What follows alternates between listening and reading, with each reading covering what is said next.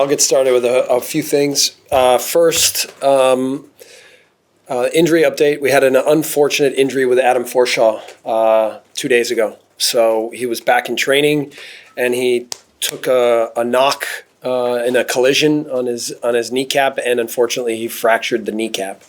So it's a 6-week injury, so that puts him out for the season. And obviously the main thing is Adam is one of the guys in the team that I think gives more to the group and does everything he can to think about the team first. And so for us, this is obviously painful because he's an important guy, but we will still have him around. He will still be a big part of the group in the next weeks, and we will still need his presence within the team. So it should be a relatively straightforward recovery, and then by summer he'll be back and ready to go. And then the only other two are Patrick, who's making good progress and has been running on the Alter G and should be on the pitch next week, and then Tyler Roberts is also making good progress. And then, I haven't spoken at all since the comments I made on Talk Sport or whatever that is about overtraining and Marcelo. And listen, I want to say that this was not intentional to attack Marcelo in any way. It was a little bit careless, and I can see how it was interpreted in some ways that way, but it was more about the state of the player pool and now what I had observed in trying to help take the team forward. And I think you'd be hard-pressed to find an incoming coach that has spoken more positively about the person he replaced in the way that I've spoken about Marcelo. And it's because I have major respect for him. So I haven't said anything about anything after that, and I've seen a little bit of the response, but I want to make sure that again, the respect for Marcelo, that everyone understands that was at a very, very high level from me and from everyone here. Good. And then the last thing I want to say is congratulations to Patrick Vieira for being inducted into the Premier League Hall of Fame. Well deserved, and I don't know if you can be inducted twice as a manager as well, but I think he has high potential to be an incredible manager in this league for many years as well. So congratulations, Patrick. Chris, hi. Just go back to the Forshaw. Can you clarify exactly what the injury is? It's a fractured patella. Right. So he just kind of took a knock in that space, and he was having trouble recovering from it, and then it didn't feel good as the day went on. So that's where he's at. So the fact he's still going to be around the group, is that to keep their spirits up, or? Yeah, he's a leader in the team. He's an important guy in our team. So yeah, we definitely need his presence for sure. So how big a loss on the pitch is he then? Yeah, it's unfortunate, right? I think he's been really good since I've been here and really important for many years here. So, the one silver lining we have is that Kalvin's back to 100%. So Kalvin will start on the match on Monday. So, it's obviously never good to lose an important player, but we have a little bit of luck in the situation that we can bring Kalvin into the mix. But Adam's been an incredible leader and an incredible player, again, since the moment I've stepped in the door. It's 2 weeks since more than 2 weeks from your last game to your next one. Has that been a bit frustrating in a way, having played so well down at Watford, that you've not been able to maintain some momentum? Yeah, I think, the season always has ebbs and flows, and you could argue that it would have been nice to keep playing in the moment, but it was also nice to have a little bit of break to get guys more healthy. So whatever, we're ready. In the moment, we know that there's a lot of work to be done yet, and the focus these last 2 weeks has been about preparing ourselves entirely to be ready for the next challenges. They probably deserve a break then after your record, 10 points in 6 games. That's some impact for a team that was struggling. Have you exceeded your expectations, or are you where you thought you might be, or just where you hoped you would be? Well, I said to the group a lot that they're ahead of schedule for me, that they've adapted really well, that if you look through it, we've changed the way we train, the way we play, the tactics, the way we interact here at Thorpe Arch. They have to get used to my leadership style, my way of communicating. And I can only say that I've never had a group that has adapted and given more than what they have. And obviously in the situation, it's been important to draw on that, but it's a big compliment to the group we have here. So, Yeah, I'm personally, I'm really excited for the match on Monday, and I know our guys are ready to get back at it again, and know that it's a really important stretch for us. How important is Monday night, bearing in mind your subsequent 3 games are City, Arsenal and Chelsea, which might be considered sort of free hits? Yeah, I mean, incredible challenges coming up, right? Some really, really good opponents, but we've done a good job of staying in the moment and going step by step. And so that's my focus right now is not about how important the 3 points are or with the upcoming schedule. It's Crystal Palace is a team we have a lot of respect for. They made it to the FA Cup semifinal. They've had an incredible season. They have a lot of quality players that are very dangerous in 1v1 situations and in transition moments, and they have a really good coach. And we know that Palace is a tough place to play. So it will be a big challenge for us, and it will require entire concentration and focus on the task at hand. You'll be just a point behind them if you win. Does that drag them in to the scrap, or does it give you belief that you're all I think if you can see there's twists and turns every night. So again, the only thing for us to do is to just focus on us and making sure that we have a performance that gives us a chance to get the 3 points. How many teams do you think are in the scrap at the moment? And most people will think logically that Watford and Norwich are down, and then is it 1 from 2, 3, 4? I mean, it can depend. It depends on every result, really. Again, and so I don't really care about anyone else. Of course, when you watch the other games, it's helpful when they don't get points, but you have to expect, I said it right after the Watford game, that by the time we play our match against Palace, that the table would look a lot tighter and a lot different, and it's already has shown that. So we just have to take care of ourselves. Burnley won last night. That's 4 points from 2 games under their caretaker. Were you surprised that they sacked Sean Dyche? I mean, Sean had a big history at the club. And so for me, you never like to see managers lose their jobs. Everybody puts a lot into this, and especially when a manager has big history and has meant a lot to the club. I said that here with Marcelo too. But this is the business we live in, and everyone has to try to do the best that they can as players, as managers, as kitmen, whatever it is. So thankfully we have that here at Thorpe Arch. We have an incredible group of people that are totally committed to the common cause, and my job is to help lead them in a way where everybody feels valued and everybody can do their best. Sorry, Chris. Sorry, can I just ask two more? No, you've asked a number already. Can we let everybody else have a go? Sorry. All right. Catherine from BBC Radio Leeds, nice to meet you. Yeah. You touched very briefly on Patrick Vieira. Obviously, you maybe had some good clashes with him over the years. Can you talk to us a little bit more about how you found him to deal with? Well, I mean, when he first made the decision to come to MLS, we were all excited to have somebody of his stature in the league. And then when he came to New York City FC, it meant that I had to hate him.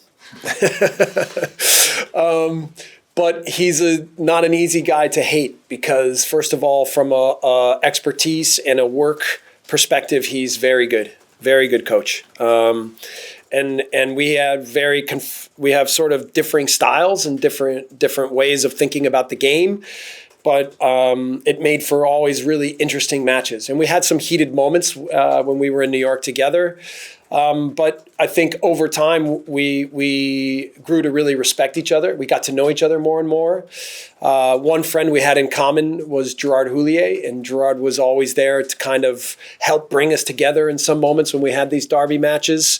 I followed him and saw him one time when I was in Salzburg, but I followed him in Nice, and I thought he did a really, really good job there.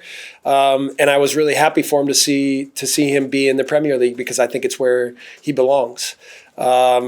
Yeah, but again, I think he's very clear with the way he wants to play. I think he's very good with his players. If you talk to players that have played for him, they all have massive respect for him, and not just because he was a good player, which he was an excellent player, but because he's a good manager. So it will be a big challenge on the day. we know each other pretty well. We have new groups now, and it'll be a little bit again a clash of styles, but opportunity for me and our team to test ourselves against a very good manager and a very good team. And you've talked a little bit about having this 2-week opportunity to get to know the players better, work with them. I wondered if you could maybe give us maybe a couple of examples of things that particularly you've been focusing on over these last couple of weeks. Yeah, well, a lot of tactical nuances to what we're trying to achieve. I think we've come a long way in 7-8 weeks. And now it's about, pushing them to be even more concentrated and clearer with everything that we're doing on the pitch. From a mentality and motivation and inspiration perspective, this is a fantastic group to work with. I never have any questions about where their hearts are and minds. And it's just trying to guide their energy so that they understand on the pitch how to play with each other. So, I thought that the defensive performance in Watford was very good.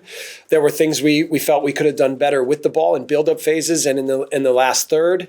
We're continuing to try to push them with the intensity of winning balls, of counter-pressing, of limiting the opponent in transition moments, and then still trying to be creative and have poise in the last third of the pitch so that we can again create more chances and more goals. But to win 3-0 at Watford, I think was a very important result for us and a step forward for us, and we're just continuing to try to iron out all of the little details to get better and better. And one more for me. Kalvin Phillips returning to the starting 11, and I'm sure will be very welcome news. Just how instrumental will he be in firstly making sure that Leeds secure their Premier League status and just his overall impact on the team for the remaining games of the season? Well, I've seen from the beginning that he has an effect in the group, no question, because of his personality, his quality, what he means to being part of Leeds United. And so my challenge to Kalvin has been to push him to be better and better and to be the best. Like, that's my goal for him. So we've talked a lot about the intensity at which I think he can play against the ball, and then the ease and the clarity that he can play with the ball. And getting that balance right and the ability to kind of shift gears from one thing to the next. And he's been great in training. He had a really good training week. He's fully fit. He's fully ready. And we're excited for him to be back. He's always a player that's going to attract a lot of headlines, a lot of outside noise, ongoing speculation over a contract extension for him. Is that something that you have to manage, as well as what he does on the pitch, as to how he's dealing with all of that away from the pitch? No, we haven't. Typically, the only thing I talk about from an outside perspective is how certain messaging can affect what's happening to us inside, and for us to release the stress of what's happening with the table and other matches. And then the only other part for me is just working intimately with players to help them grow and develop and understand their roles and commit to it all the way. And I find that when we have that kind of work ethic and work style, that we can really achieve a lot and we can get the best out of people. So,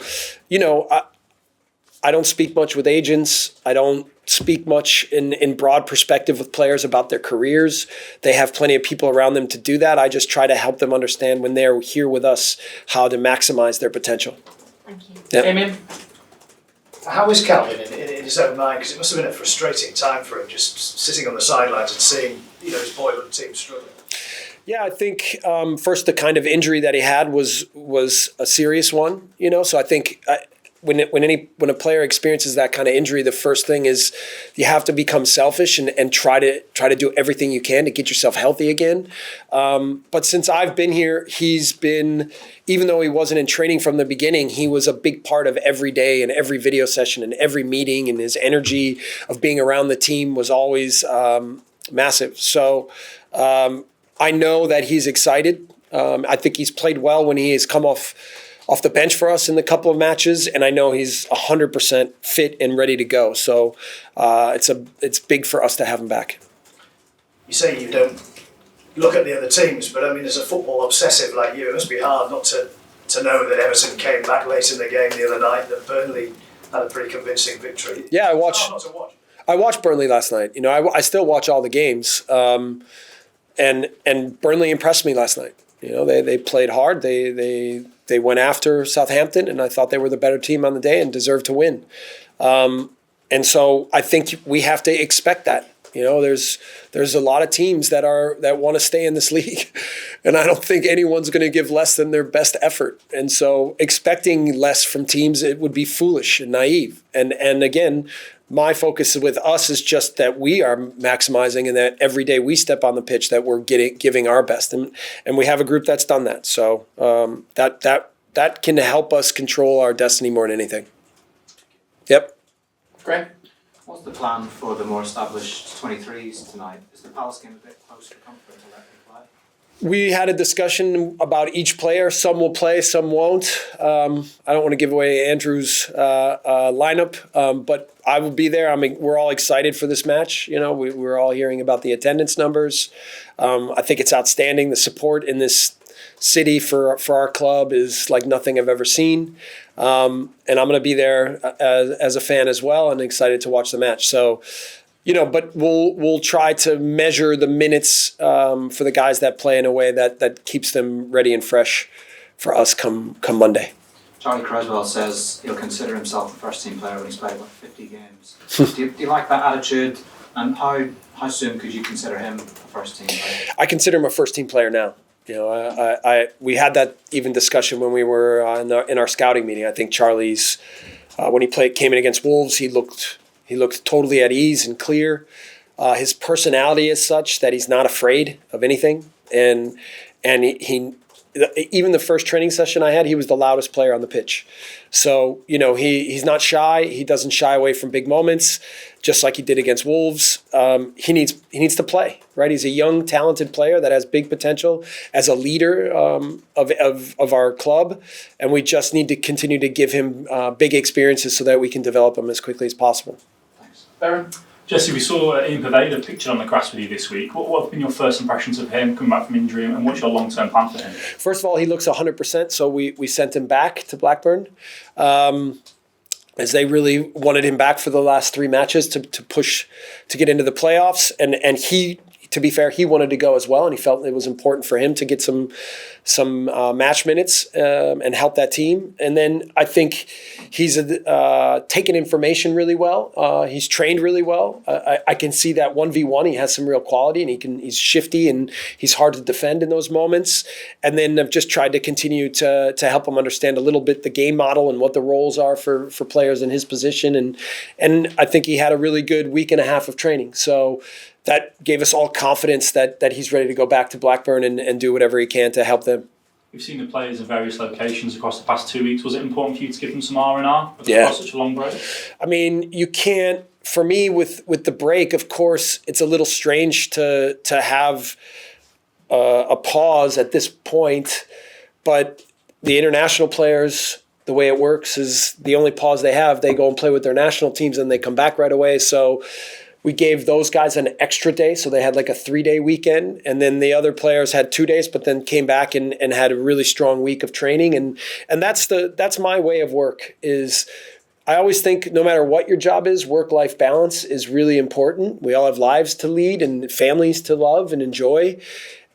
And then when we come here, we intensively work here at a way that makes us feel good about the work ethic we have, the motivation for each other, the mentality to try to achieve as much as we possibly can so that we're maximizing potential.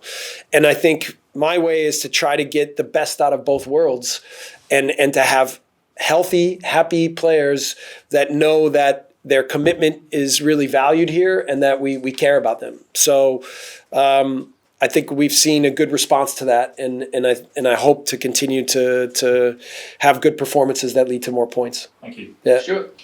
Jesse, just thinking about Adam's Forshaw's role for the rest of the season, you know, looking back, you've had senior players injured up to now. In what sort of ways do they help the group?